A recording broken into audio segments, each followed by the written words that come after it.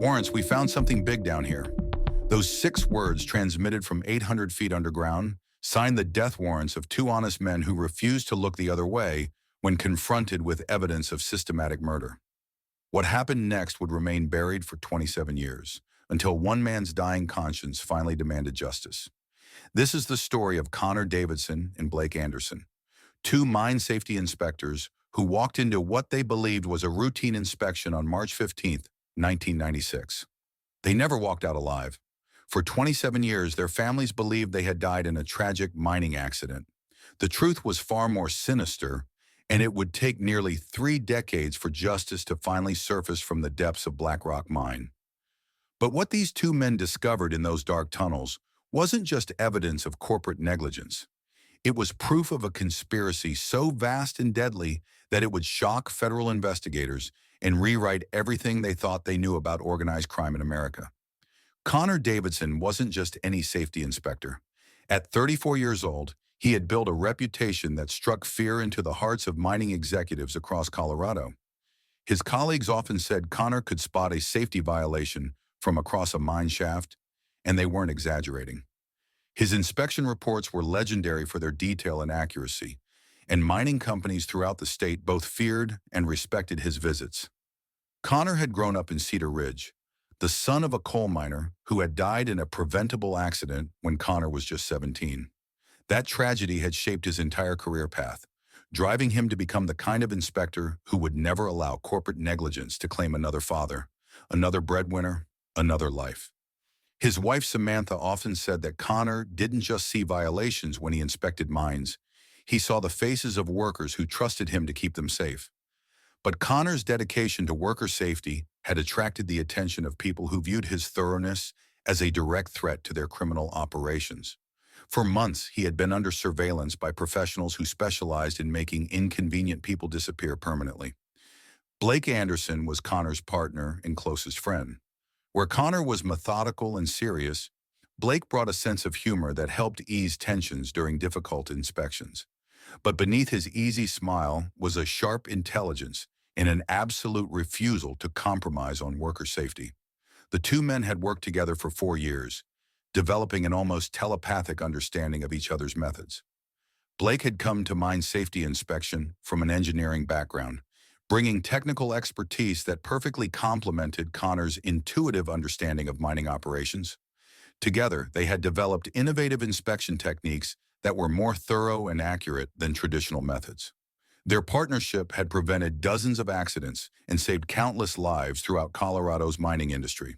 What neither man realized was that their reputation for thoroughness had made them targets of a conspiracy that reached far beyond corporate corner-cutting into the realm of organized crime and systematic murder. Someone had been studying their methods, learning their routines, and planning for the day when their dedication to safety would become a threat that needed to be eliminated permanently. March 15th, 1996 started like any other Friday morning in the small mining town of Cedar Ridge, Colorado. The snow was beginning to melt, revealing patches of brown earth that hadn't seen sunlight for months. Spring was coming to the Rockies, bringing with it a sense of renewal and hope that would be shattered by the events of that day. For weeks, Connor and Blake had been receiving anonymous tips about serious safety violations at the Blackrock facility. Workers were afraid to speak openly, but the whispered complaints painted a picture of a company that was cutting corners in ways that put lives at immediate risk. Phone calls to the state safety hotline from workers who refused to give their names. Letters mailed from neighboring towns to avoid detection. Even messages slipped under Connor's car windshield in parking lots, written in careful block letters to avoid handwriting recognition. The pattern suggested a workforce living in terror, desperate to report dangerous conditions but afraid of the consequences of speaking up. But what Connor and Blake didn't realize was that every one of those anonymous tips had been carefully orchestrated, designed to lure them to Blackrock Mine on a specific date for a specific purpose that had nothing to do with safety violations. The complaints they received were sophisticated and detailed, suggesting someone with intimate knowledge of mining operations and safety regulations. Reports of inadequate ventilation in the deepest shafts, creating dangerous concentrations of methane gas that could explode without warning. structural supports that hadn't been properly maintained, showing stress fractures and deterioration that suggested imminent collapse, gas detection equipment that was either broken or deliberately disabled to avoid triggering evacuation protocols. One anonymous letter had been particularly detailed and urgent.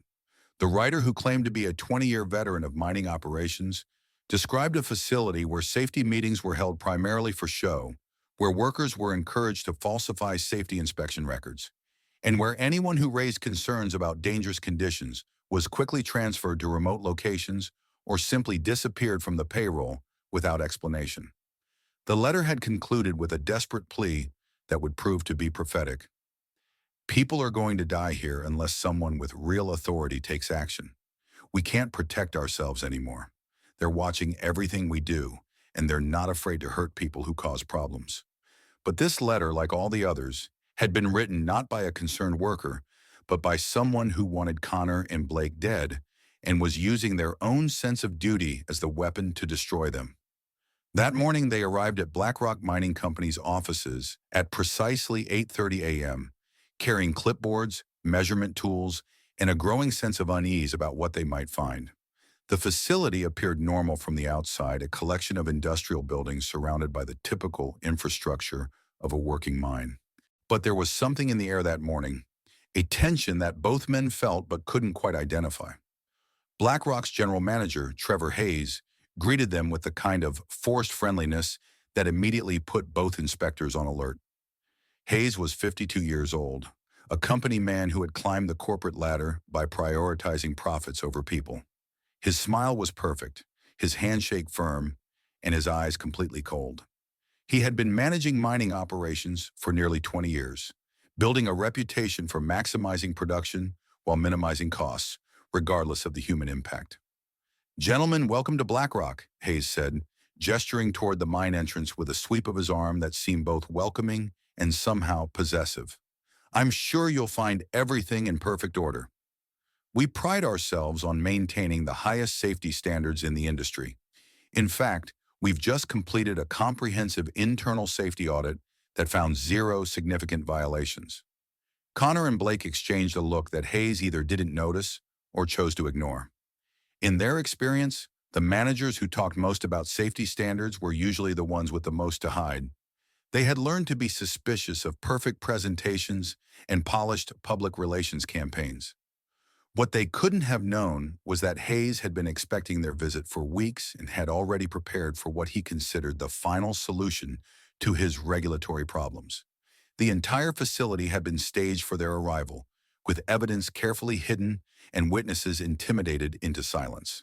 The inspection began in the administrative offices, where Connor and Blake reviewed maintenance records, safety reports, and worker complaint logs. What they found made their blood run cold. The official records painted a picture of a model facility with virtually no safety issues. But the anonymous complaints they had received told a completely different story, and the discrepancies were impossible to ignore. According to the official logs, all safety equipment had been tested and certified within the past month. Gas detectors were functioning perfectly, with test results showing optimal performance across all systems. Structural supports had been inspected and approved by certified engineers, with detailed reports documenting the excellent condition of support beams throughout the mine. Ventilation systems were operating at optimal levels, moving fresh air through all working areas at rates that exceeded federal requirements.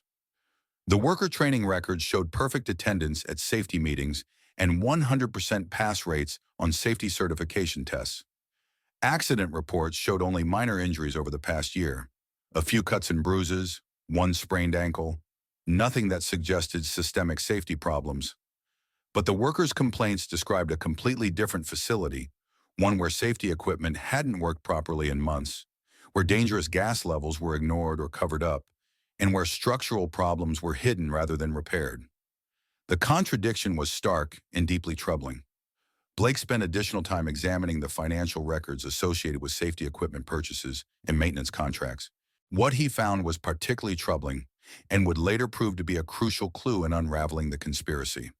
The company had purchased significant amounts of safety equipment over the past year, but the serial numbers and specifications didn't match the equipment he observed in the facility. Either the purchased equipment had been diverted to other locations, or the company was filing false purchase orders to create the appearance of safety investments that had never actually been made. The financial discrepancies suggested a level of systematic fraud that went far beyond simple safety violations. But what Connor and Blake couldn't have known was that both the official records and the worker complaints were elaborate fabrications, designed to create exactly the sense of urgency and moral obligation that would drive them deeper into the mine where they could be eliminated without witnesses.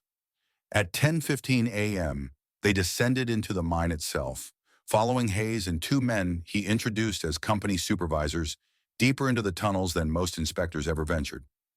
The main elevator took them down nearly 800 feet to levels where the air grew thick and the darkness seemed to press against them like a living thing.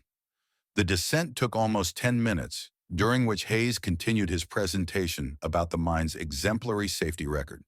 But as soon as they reached the working levels, the truth became impossible to hide. The air was thick with dust and chemical odors that shouldn't have been present in a properly ventilated mine. The lighting was inadequate, creating dangerous shadows and blind spots where workers could easily be injured. The noise levels were far beyond what federal regulations allowed, making communication between workers difficult and potentially deadly. The deeper they went, the more obvious the safety violations became. Ventilation fans that weren't running, allowing dangerous gas concentrations to build up in enclosed spaces. Support beams that showed obvious signs of stress and deterioration, with cracks and warping that should have triggered immediate repairs. Gas detection equipment that had been obviously tampered with or disabled entirely, leaving workers with no warning of potentially fatal atmospheric conditions. Connor's voice grew increasingly grim as he documented each violation, his clipboard filling with notes that would form the basis for what he expected to be one of the most damaging inspection reports in Colorado mining history. Blake was taking photographs and making detailed measurements, building a technical case that would be impossible for the company to dispute or explain away. But the safety violations were just the beginning of what they would discover in those dark tunnels, and the men accompanying them weren't company supervisors at all. Blake was taking photographs and making detailed notes when they reached the deepest accessible level of the mine. This was where the most dangerous work supposedly took place, where workers extracted valuable minerals from rock formations that were inherently unstable. It was also where the company's corner cutting was most evident and most deadly. The support structure at this level was in such poor condition that Blake immediately questioned whether the area should be accessible at all. Ceiling supports showed stress fractures that indicated imminent failure. Wall supports were inadequately anchored and showed signs of shifting that suggested the entire tunnel system was becoming unstable. That's when they found it. Hidden behind a false wall in one of the maintenance areas, Connor and Blake discovered evidence of something that went far beyond safety violations. They found documentation of a systematic cover-up that had been going on for years. Reports of serious accidents that had never been filed with authorities. Medical records showing workers had been exposed to dangerous levels of toxic gases without receiving appropriate treatment. And most damning of all, internal memos discussing ways to hide safety problems from government inspectors. But there was more, much more. The documents revealed that several workers had already died due to the safety violations, and their deaths had been covered up by falsifying accident reports and bribing officials. The evidence also revealed connections to organized crime figures who were using the mine for money laundering operations. The unsafe conditions weren't just the result of corporate greed. They were deliberately maintained to discourage government oversight and keep honest workers away from areas where illegal activities were taking place. The mine was being used as a front for drug trafficking, illegal weapons storage, and other criminal enterprises that required absolute secrecy. Financial records showed that the facility was generating millions of dollars annually through illegal activities, far more than could ever be earned through legitimate mining operations. At 10:47 a.m., Connor keyed his radio to contact the surface. His voice was steady and professional, but those who knew him well would have detected the controlled anger beneath his calm exterior. "Base, this is Davidson. We found something big down here. We're going to need additional investigators and probably federal involvement. The scope of violations is unprecedented."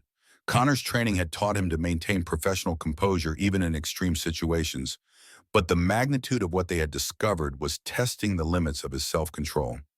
He was looking at evidence of systematic murder, criminal conspiracy, and corruption that reached far beyond a single mining company.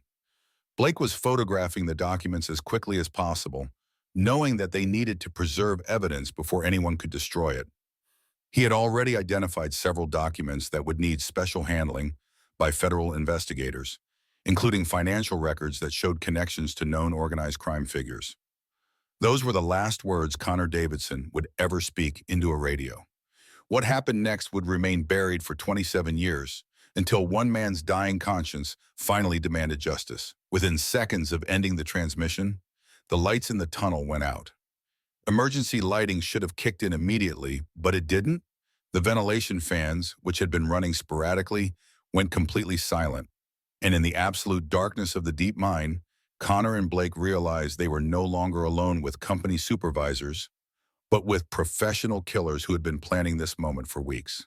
The darkness was so complete that it seemed solid, pressing against them like a physical force. Connor and Blake had both worked in mines for years, but they had never experienced the kind of absolute blackness that now surrounded them. Their flashlights should have provided adequate illumination, but something was interfering with the beams. Trevor Hayes' voice came out of the darkness, no longer friendly, no longer pretending to be cooperative. "Gentlemen, I'm afraid you've seen something you shouldn't have seen. And now we have a problem that needs to be solved permanently." The transformation in Hayes' voice was startling. Gone was the polished corporate executive. In his place was someone who sounded comfortable with violence and accustomed to making problems disappear.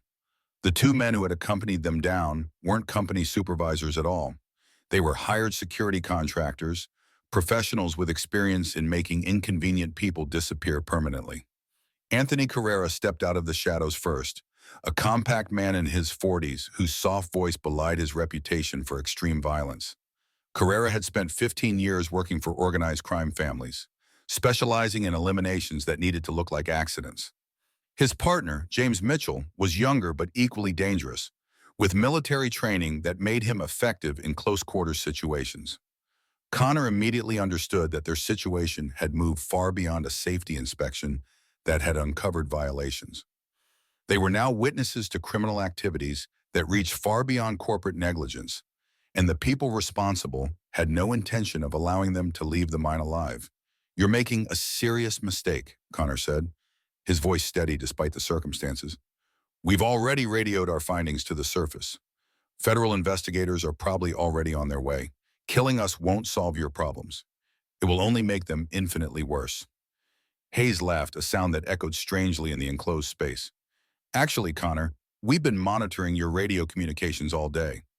Your transmission never reached the surface. We've been using signal jammers to block all communications from this level of the mine. As far as anyone above ground knows, you're still conducting your inspection and finding everything in perfect order."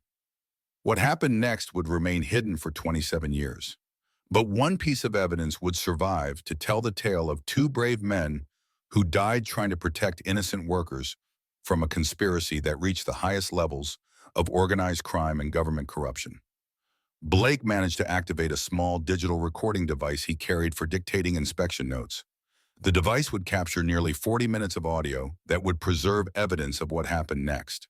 The recording would remain hidden for 27 years, but it would eventually help bring justice to two men who died trying to protect innocent workers. The recording begins with muffled sounds and distant voices as Blake tried to hide the device in his jacket pocket while keeping it activated. The audio quality is poor, distorted by the underground environment and the stress of the situation, but digital enhancement techniques used decades later would reveal most of the conversation. Hayes' voice becomes remarkably forthcoming about the scope of their activities. He describes how Blackrock Mine had been generating over $10 million annually through drug trafficking alone, with additional revenue from weapons sales and money laundering operations. "We've been operating here for nearly 8 years without significant interference," Hayes explains. "The remote location, the limited government oversight, the dangerous working conditions that keep most employees from asking too many questions, it's been perfect for our needs. Until you two decided to be more thorough than previous inspectors." The recording captures Blake asking about the criminal operation they had discovered.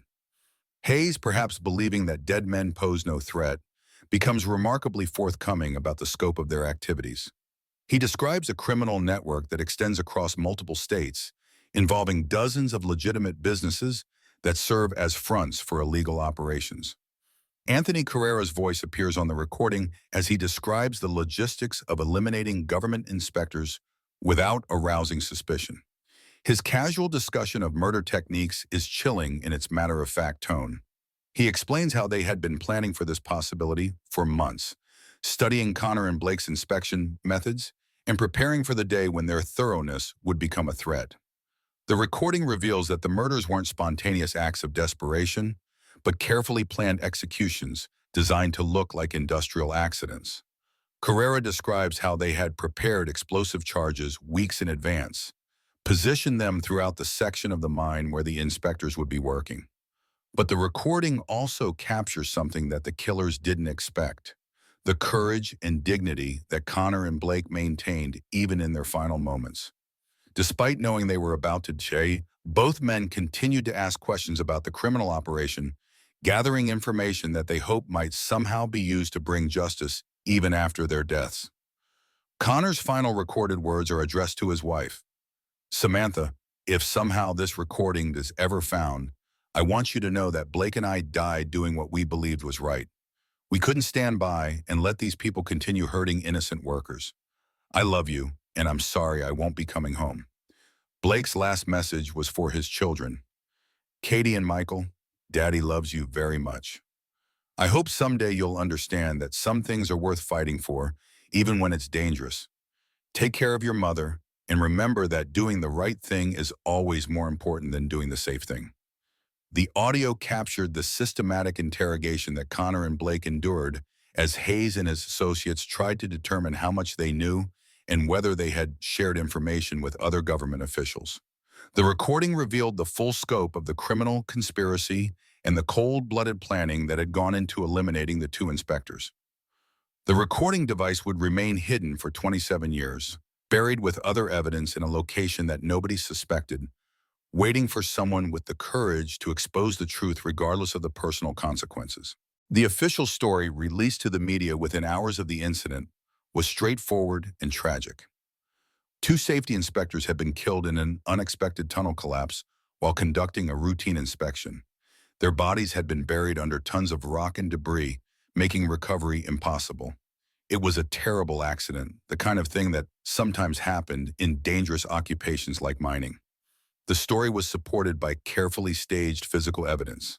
Explosive charges were used to create an actual tunnel collapse that buried the area where the murders had taken place. The collapse was extensive enough to make excavation dangerous and expensive, providing justification for sealing off the area permanently. Emergency response teams were allowed limited access to the scene, just enough to confirm that the tunnel had collapsed and that recovery of the bodies would be impossible. The families were offered substantial compensation packages in exchange for agreeing not to pursue legal action against the company. But two people refused to accept the official explanation, and their persistent questions would eventually crack open the case that would expose one of the most sophisticated corporate murder conspiracies in American history. Connor's wife, Samantha, knew her husband's voice. When she heard about that final transmission, she detected excitement, not fear.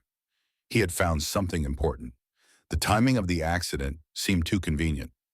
Blake's father, retired Detective Marcus Reed, was equally suspicious.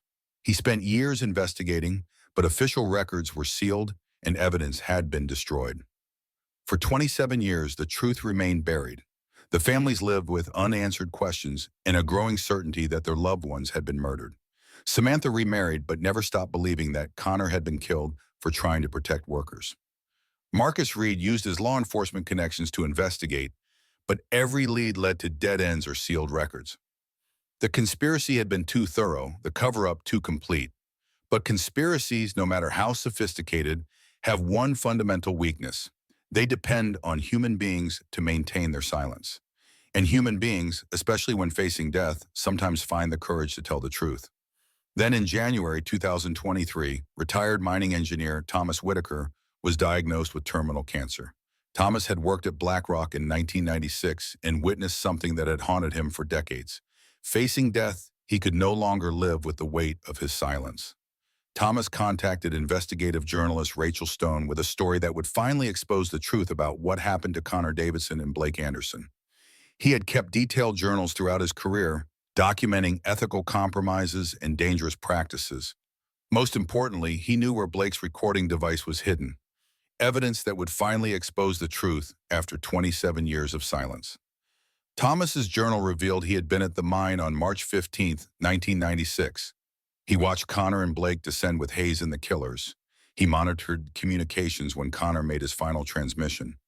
There had been no tunnel collapse. Hayes and his men returned alone, and Thomas watched as crews sealed off sections with concrete, not as safety precautions, but to bury evidence. But Thomas had done something crucial. He retrieved Blake's recording device before the area was sealed.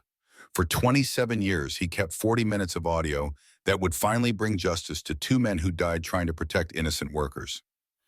The journal entries revealed that Thomas had overheard conversations between Hayes and other company executives that made it clear the deaths of Connor Davidson and Blake Anderson had been planned weeks in advance. The company had known that a thorough safety inspection would reveal violations serious enough to shut down the mine permanently. The recording revealed the full conspiracy. Blackrock was a front for money laundering, drug trafficking, and weapons storage. The murders had been planned weeks in advance. Connor and Blake had discovered the central hub of a criminal enterprise, reaching into organized crime and government corruption. Rachel Stone spent months verifying Thomas Whitaker's journal entries, cross-referencing them with public records, interviewing former Blackrock employees, and following paper trails that had been carefully hidden for decades. What she discovered was a conspiracy that involved dozens of people and millions of dollars in illegal activities. The investigation revealed that Trevor Hayes had been working with organized crime figures to use the mining operation as a cover for various illegal activities. The mine's remote location and limited oversight made it perfect for hiding criminal operations. Safety violations weren't just the result of corporate greed. They were deliberate, designed to create dangerous conditions that would discourage government oversight. When Connor and Blake discovered the hidden documents, they hadn't just found evidence of safety violations. They had uncovered proof of a criminal organization that was using the mine to launder money, store illegal weapons, and process drugs. The final radio transmission that mentioned finding something big wasn't about safety violations. It was about discovering the central hub of a criminal enterprise that had been operating for years. The evidence also revealed that Connor and Blake weren't the only victims. At least 12 other workers had died due to the deliberately maintained unsafe conditions, their deaths covered up through falsified records and bribes to officials. The organization had connections to drug trafficking networks, illegal weapons dealers, and corrupt politicians at the state and federal level. In March 2023, exactly 27 years after Connor Davidson and Blake Anderson were murdered, federal authorities announced the indictment of 17 individuals in connection with their deaths in a broader criminal conspiracy that had claimed at least 15 lives over a period of more than a decade. Trevor Hayes, now 78 years old and living in retirement in Arizona, was arrested on charges including first-degree murder, racketeering, money laundering, and conspiracy. Hayes had spent his retirement years believing that he had successfully escaped consequences for his crimes. He had used his share of the illegal profits to purchase a luxurious home in Scottsdale, where he lived quietly and contributed to local charities. The investigation also revealed the identities of the two men who had posed as company supervisors on March 15, 1996. Anthony Carrera had died in prison in 2008 while serving time for an unrelated murder. James Mitchell was arrested at his home in Nevada and immediately confessed his role in the killings in exchange for avoiding the death penalty.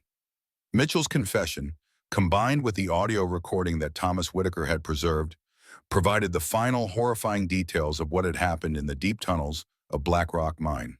Connor Davidson and Blake Anderson had been systematically tortured before being killed, as Hayes and his associates tried to determine how much they knew and whether they had shared information with other government officials. The recording revealed that the inspectors had died knowing that they had uncovered evidence of massive criminal activity, but believing that their deaths would ensure the evidence would never see the light of day. Their final conversations showed two men who maintained their dignity and their commitment to justice, even in the face of certain death. Their bodies had been dissolved in industrial acid and the remains disposed of in chemical waste that was illegally dumped in abandoned mine shafts throughout Colorado. There would never be any physical remains to recover, no graves for their families to visit, but their sacrifice had not been in vain. The trials that followed revealed the full scope of the criminal conspiracy. Blackrock Mining Company had been a front for a criminal organization that had generated over $50 million through various illegal activities over a period of more than a decade. Safety violations at the mine had been deliberately maintained to create dangerous working conditions that would discourage oversight. Trevor Hayes was convicted on all charges and sentenced to life in prison without the possibility of parole. James Mitchell received a sentence of 30 years in exchange for his cooperation. 15 other individuals, including company executives, government officials, and organized crime figures, received sentences ranging from 10 to 40 years. The families of Connor Davidson and Blake Anderson finally received the answers they had been seeking for over 2 decades. Samantha Davidson struggled to process the knowledge that her first husband had been tortured and murdered for trying to protect workers' lives. "I always knew Connor was killed," she told reporters, "but I never imagined the scope of evil he had uncovered. I'm proud that he died fighting for what was right, but I'm angry that it took 27 years to get justice." Marcus Reed, now 83 years old, had lived to see justice for his son's murder, but the victory felt hollow. "I always knew Blake was killed," he said, "but knowing and proving are different things. I'm grateful for the truth, but I'm angry that it took so long to get it. These monsters stole 27 years from our family." Thomas Whitaker died in September 2023, 6 months after his journal entries had exposed the truth about the Blackrock murders. His final journal entry, written just days before his death, reflected on the moral courage required to speak truth to power. "I should have spoken," up in 1996. Connor and Blake died because they refused to look the other way when confronted with evil. I hope my cowardice in life can be redeemed by courage in death. The Connor Davidson and Blake Anderson Memorial Safety Act was signed into law in 2024, establishing new oversight procedures and increasing penalties for companies that retaliate against safety inspectors. The law also created a federal database to track suspicious accidents and deaths in mining operations, designed to prevent the kind of systematic cover-up that had hidden the Blackrock murders for over 2 decades. You know what haunts me most about Connor and Blake's story? It's not the brutal way they died. It's how easily it could happen to any of us. Think about your own workplace for a moment. How many times have you seen something that didn't seem right but said nothing because it wasn't your job to speak up? How many times have you heard colleagues whisper about problems but watched everyone go silent when management walked by? We tell ourselves we're being smart, staying out of trouble, protecting our jobs. But Connor and Blake's story forces us to ask a harder question. What's the real cost of our silence? The truth is, most of us aren't heroes. We're just ordinary people trying to get through our days without creating problems for ourselves. Connor and Blake weren't different from us in that way. They had families to support, bills to pay, careers to protect. The difference was that when they found evidence of people being hurt, they couldn't pretend they hadn't seen it. That final recording Blake made breaks my heart every time I think about it. 2 men facing certain death, and what do they talk about? Their families, yes, but also the workers they couldn't protect. Even in their last moments, they were thinking about strangers who trusted them to keep them safe. That kind of moral courage is rare, but it's not superhuman. It's a choice any of us could make. Here's what 27 years of silence taught us about the real world we live in. Evil doesn't usually announce itself with dramatic music and obvious villains. It shows up in boardrooms where executives decide that worker safety costs too much. It appears in government offices where officials choose to look the other way rather than confront powerful interests. It thrives in the everyday compromises we make when we tell ourselves that someone else will handle the hard problems. The families of Connor and Blake could have accepted the settlement money and tried to move on with their lives. Instead, they chose to keep asking questions. Keep demanding answers. Keep the pressure on investigators who wanted to close the case and forget about it. Their refusal to accept convenient lies eventually forced the truth into the open. Every one of these people faced the same choice we all face every day. Speak up or stay silent. Challenge authority or go along to get along. Accept difficult truths or believe comfortable lies. The difference is that they chose the harder path, and their choices eventually saved lives. This story taught me something about the nature of conspiracy and cover-ups that I'll never forget. They don't survive because the people involved are criminal masterminds. They survive because ordinary people choose not to see, not to ask questions, not to make waves. The most sophisticated cover-up in the world falls apart the moment someone decides to tell the truth, regardless of the personal cost. Think about the systems that failed Connor and Blake. Government inspectors who didn't inspect thoroughly enough, journalists who didn't investigate deeply enough, community members who didn't ask hard enough questions, workers who saw problems but were too afraid to report them. Each failure was understandable on a human level, but collectively they created an environment where murder could masquerade as accident for nearly 3 decades. Now think about the systems around you. What problems are people whispering about but not reporting officially? What questions is everyone afraid to ask? What powerful people or institutions seem to be beyond accountability in your community? The patterns that allowed the Blackrock conspiracy to survive are probably operating somewhere near you right now. But Connor and Blake's story also shows us that these patterns can be broken. It takes ordinary people making extraordinary choices. It takes individuals deciding that truth is more important than comfort, that justice is worth personal risk, that some things are worth fighting for even when the odds seem impossible. Their sacrifice didn't just expose one criminal conspiracy, it changed how we think about corporate accountability, worker safety, and individual responsibility. It proved that truth really can triumph over lies, but only when people are willing to pay the price to reveal it. But you know what gives me hope? It's that conscience survived all those years of silence. It survived in Thomas Whitaker's guilty dreams. It survived in the family's refusal to accept lies. It survived in Rachel Stone's determination to uncover truth. And it survives in everyone who hears this story and decides to speak up the next time they see something that isn't right. The real lesson of Blackrock isn't about mining safety or corporate crime. It's about the choices we make when we think nobody is watching. It's about what we do when we have information that could help someone but might hurt us. It's about whether we choose comfort or conscience when those two things conflict. Connor Davidson and Blake Anderson weren't saints. They were just people who decided that protecting workers was more important than protecting themselves. They paid with their lives for that choice, but their example continues to inspire others to make similar choices in less dramatic circumstances.